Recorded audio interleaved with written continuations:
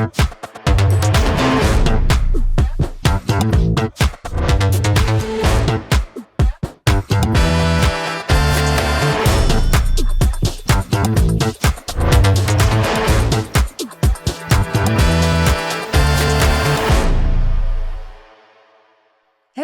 welcome everyone to another episode of the Virtual Ninja Show. My name is Heike, and today we are going to talk about attack disruption again, because first of all, it's our favorite feature, and second, we always have new enhancements that we would like to share with you. I have two guests with me, and I will start with Aviv. Please introduce yourself. Thank you, Aika. So my name is Aviv. I'm a product manager for the Microsoft Defender for Endpoint team, leading our side of automatic attack disruption with everything related to on-prem and ransomware and extortion, focusing on really cool stuff, trying to kind of change the paradigm of how are we doing protection today and empowering our customers. And then I have Sahar. Please introduce yourself. Hey, Ike and everyone. Thanks for having me.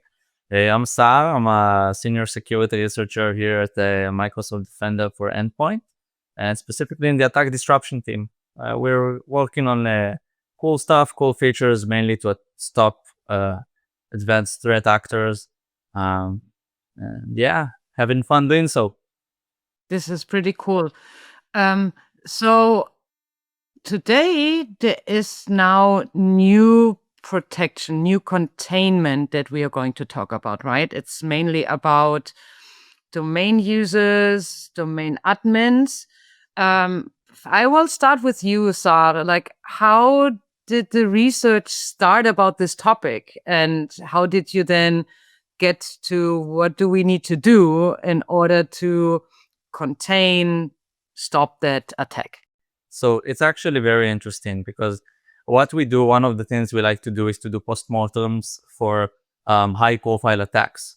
So we take a look at threat actors and we see actual campaigns that happen, and we attempt to find out where have we missed something, where we could have protected the customer but didn't. And a lot of times we saw attackers gain almost immediately high privileged accounts like domain admins, which is almost getting like keys to the kingdom, right?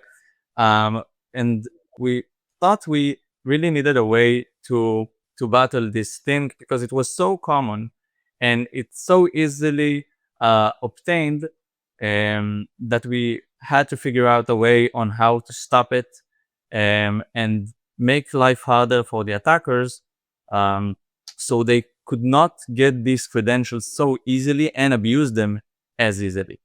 That was the main drive for this feature. So I'm wondering, why is it so easy? Like, because also they first have to get in and then they have to move or do something, or maybe even not. Like, because I know that, of course, we also have detections and containment of the previous steps that I just mentioned. So what are, if you can, some of the techniques or tactics that are being used to gain these credentials? Yeah, so why is it so easy for attackers to gain domain admins? So attackers utilize many techniques to get their first foothold on the machine. They exploit vulnerable servers that are internet facing. They can execute phishing campaigns that would hopefully get some employees to either leak their credentials or execute a malicious payload. There are also data breaches where threat actors would compromise an organization and then sell and leak the credentials they extracted in online forums, which then other threat actors can buy and use as an entry point to get their first foothold on an organization. So attackers got their first foothold on the organization, but how come they get like domain admins so easily? The first answer is that sometimes they get lucky and their first machine happens to have an exposed domain admin account. Maybe they got an access to a server that uses a critical service that happens to use a domain admin. Other times, they are not so lucky and they need to propagate through the network until they find a machine that has an exposed domain admin, right? But how do these domain admins get to other computers which are not servers or critical assets? This is a part of the way an organization works. So each organization usually have its own IT administrators, and these administrators would usually configure all sorts of systems and services that require high privileged account. And also, this IT administrator would supply help for other employees. And the way they would supply help to other employees is by remotely logging in to their computers. And the thing is, once they remotely logged into their computers, now the employee's computer has the credentials of the IT admin exposed inside their machine, either in memory or in cached files. These are the locations and the instances where an attacker that got a foothold on that computer can utilize credential dumping techniques and extract these exposed credentials, right? So the main point here is that highly privileged credentials like domain admins can be everywhere. They can be in high criticality assets and in normal employees' machines, right? So just to recall, one of the basic goals of attackers once they get a first foothold is to escalate their privileges, to get accounts with sufficient privileges so that they could get access to any critical asset they wish. Then you would probably think, cool, so why won't we just block the credential dumping techniques?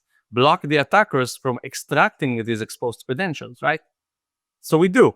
We do block these credential dumping techniques, but it's not foolproof. We succeed most times, but other times we fail, which is all right, because there are so many novel techniques each day and methods, and sometimes we have technical limitations. So in order for us to provide a good defense, we add an additional layer of defense. And in this layer, we detect the credential dumping techniques and employ other disruption mechanisms, right? When we can't synchronously block the credential dumping action, we will then attempt to stop it on a different layer. So one of the things that makes this feature special is the change in paradigm. And I will explain what I mean by that. At the moment, if the attacker bypassed our synchronous prevention and was able to extract the credentials, what happens next is that we have a race situation. The attacker will take one of his accounts that he exposed and got and would use it for whatever means and abuse it. Only once we detect malicious activity on that account, we will block it. But then the attacker has a bank of other accounts he extracted just a step before. So you see, we have a race here that we wait for the attacker to take an account, abuse it, we see the malicious activity, and then we block it, and then it repeats itself. We want to prevent this situation and block all of the accounts that we detected that was compromised before the attacker is able to abuse any of them. So this is the main paradigm shift and approach of this feature, where we detect a credential dumping activity. We know which accounts were exposed on that machine, and we employ our disruptions mechanism and limitations on all of the exposed accounts, and hopefully preventing the attacker in its place and disabling him from abusing any of them. Wow. So, and then Aviv, when Sahar came to you with this, hey, we found something and we need you to then build this into the product, into our attack disruption, what was your response? So I think if I may just take a step backward for 1 second, kind of try to provide a bit of a wider perspective. So I think it's important to understand that a lot of our customers and a lot of security experts and practitioners we're seeing are focused mainly on how are we preventing the impact at the end of the kill chain, meaning an attacker managed to get a foothold, to escalate. How can we stop a payload that they dropped on the machine, for example. And what we've identified, and that was Sahar's references on keys to the kingdom, is the pivotal point of the attack is actually much earlier. At the point in time where an attacker can compromise and get high privilege credentials, this is essentially game over, because the way that a domain environment is built, Active Directory based domain environment, is that when you obtain domain admin credentials, essentially you can authenticate to any resource in the domain. So this is attackers' first and most important goal. So I think our process was actually trying to understand how can we mitigate this pivotal point. And as Sar mentioned, we've identified that around this specific issue, reactive techniques and reactive approach can only get so far. And I think when we're talking about reactive techniques and approach, we're not talking about only Microsoft Defense for Endpoint, but rather we're talking the entire security community in general and the security teams and vendors. Essentially, you have to identify that something is malicious and only then act. And when SAR actually came and show us the potential of identifying those exposed credentials, even before any malicious activity was conducted through those accounts, we understood the potential of limiting those accounts before any malicious activity was conducted using those. Because as I mentioned, once you get a hold of those accounts, you can open up the entire domain and approach any resource. Yeah, but it's also called attack disruption and not let's clean up after the attack. So now tell me what has been added. Like we already said domain account, domain admin. So what is that additional enhancement of attack disruption? Cool. So I think up until today, attack disruption managed to do a major leap in, let's say, org-wide autonomous protection, and actually being able to expose and incriminate any key asset being used by the attacker. But our premise was that we need to identify malicious activity being conducted through this asset. And sometimes it's just too late. Again, when you have the entire blast radius of the organization at your hand with the account that you're holding, if the defender is waiting for the attacker to make a move and only then react, it's just too late. The enhancement in what we call proactive containment is that we're leveraging our amazing containment enforcement capabilities, connecting them to heuristics that are not only acting on malicious activity that we've witnessed, but rather acting based on exposure and risk of those entities. So, Sahar, you mentioned credential dumping. Is this one technique? Is this 5 techniques? Is this, like, what are we looking for? And how is this helping? Yeah, so the what makes this a challenge is that it is about dozens and dozens of techniques, and each technique can have multiple variants and implementation methods. So I love how I made you smile when I said, is there one method? yeah, well, that's what makes my job fun. If it was just one technique, I would finish quickly and go home, but I don't like that.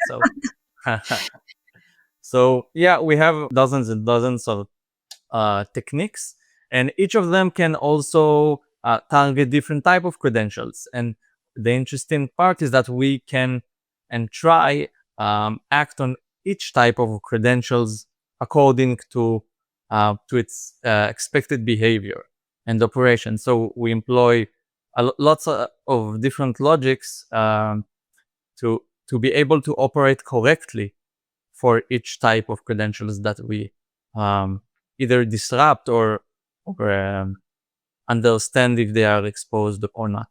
So there is an activity that is, let's say, credential dumping, but then of course there is also the behaviors of that user. And I know I always try to like, hey, let's explain it in a couple of words, but it's like so complex. The logic behind all the things that we're actually doing with attack disruption to then be like sure that we can contain something without disrupting the business. So it is not so easy to say, oh, the user A did want to B, and there is more logic behind it.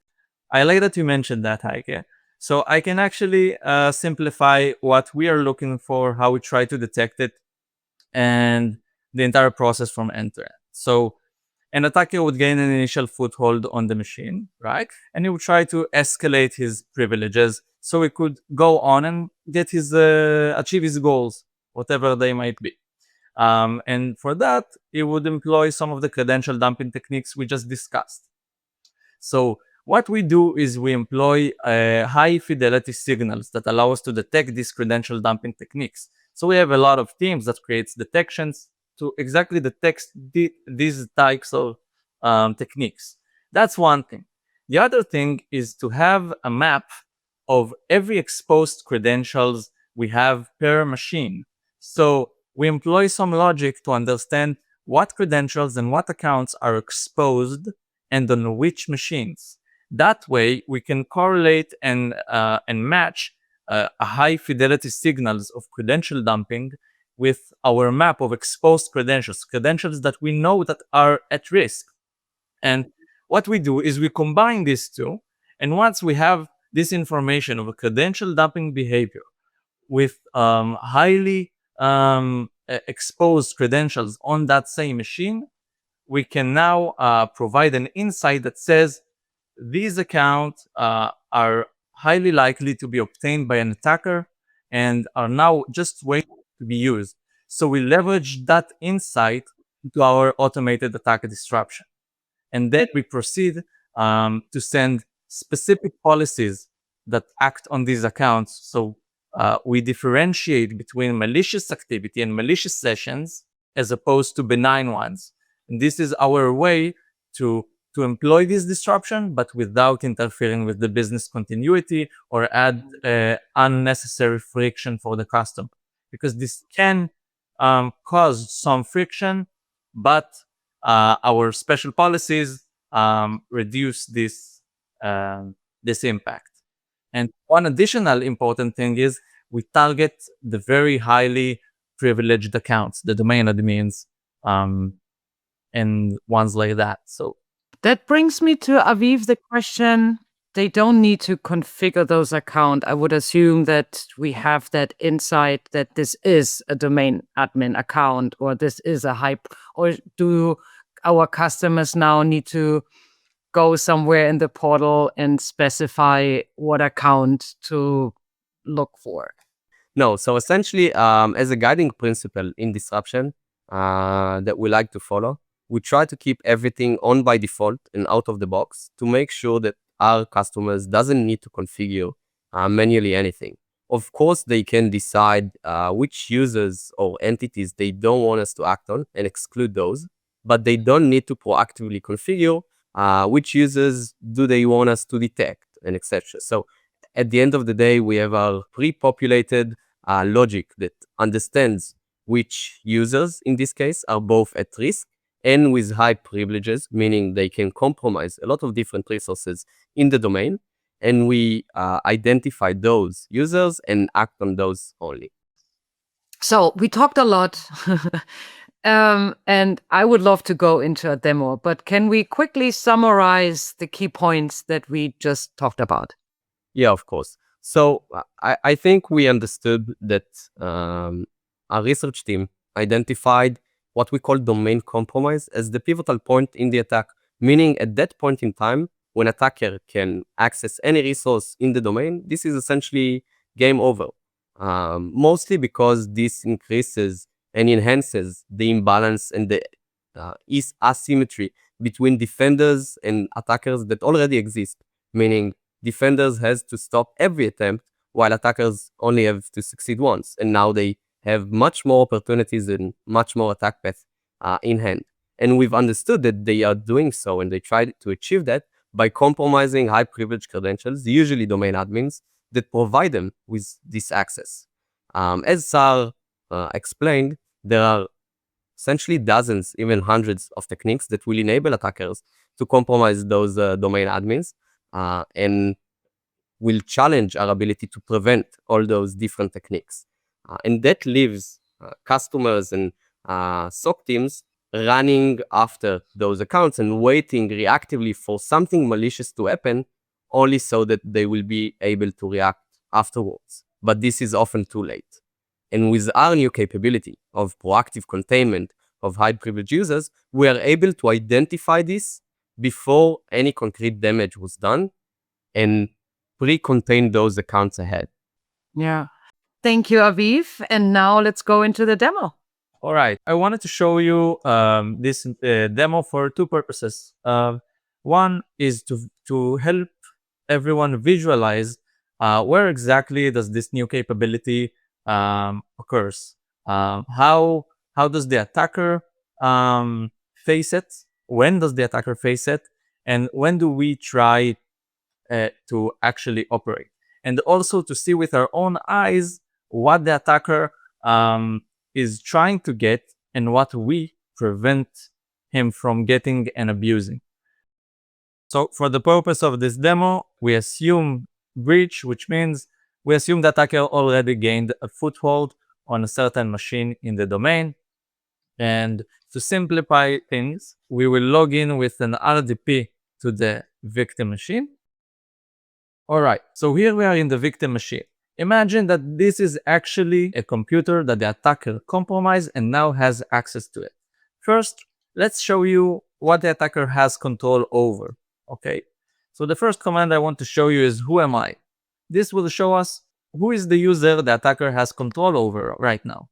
So we can see the attacker has control over a user named Gustav, and hinted by the name here, we can see it's a local machine. But don't take my word for it. Let's check who is Gustav. We can see its username is Gustav. We can see it's a local group memberships administrator. And so we can safely assume that Gustav is a local administrator. That's a very powerful user, but it is limited to the scope of this machine. And as we talked about earlier, the main goal of an attacker is to expand, to laterally move, and to gain what he wants, whether it be access to some database servers or domain controllers. And for that, the attacker needs to escalate his privileges. One additional thing I want to prove to you is that this machine is indeed a part of a domain. Yeah, I would assume so, right? He RDP'd in, he had a different machine, so The fact that we RDP'd into this machine doesn't necessarily mean it's a domain. no, true. Right. Because Yeah. it can be just a network of computers that are accessible, right? So we'll do a system info command. I'm filtering for the string domain, and we can see that this machine is a part of the clear obscure domain, right? So this is the user that the attacker has control over. A local user. Yeah, a local user. And the attacker's goal right now is to escalate his privileges. So before we escalate the privileges, and I'll show you how the attacker does it, let's take a look on what is there to be exposed. So what I just did is I opened a native software of Windows that shows you the active services on Windows. The reason I'm showing you that is to show you how easily accounts can be exposed and how normal it is. So IT admins would usually use all sorts of accounts to run services that can provide, help for the general population of the organization, to create some tasks, and to maintain updates. So we have this service, for example, for the purpose of this demo. And we can see that we have admin1 account, which by the looks of it is a part of the domain right here. Okay, so we can see clear obscure local admin1. So if an attacker would employ a technique called LSA secrets dumping, he would actually gather the plain text password and essentially the credentials of this admin account. And what we can further look at is that this account is actually a domain admin, but the attacker doesn't know that yet. He can employ all sorts of discovery techniques to actually see that. So I just wanted to show you where this account is exposed in. So later when we will see it, you'll understand where it came from. All right. So the next phase would be to actually dump the secrets. The command is fairly simple, which is a very known script called secrets dump, and it's a part of a library called Impacket, a very common tool used by attackers to dump secrets and other types of credentials. It can be user hashes, Kerberos tickets, and all sorts of credentials that can be reused and abused by attacker to whatever means. So we'll execute this command, and we can see right here the attacker actually managed to dump the secret. So we can see the user we just briefly saw in the services, and we can see its plain text password. This is a secret, and this is how easily an attacker can get actual credentials. And this is where the new capability comes into factor. What will occur in the following seconds is a disruption that will not only disrupt Gustav, the local account, but will also disrupt the accounts that were exposed and dumped by this script. So that means the admin1 account. And after that, the attacker, even if he wants to, won't be able to use this account and abuse it. So in here, I use the technique to dump the machine's secrets, and we can see just below the admin account that we saw exposed in the previous service with its plain text password ready to be reused and abused by the attacker.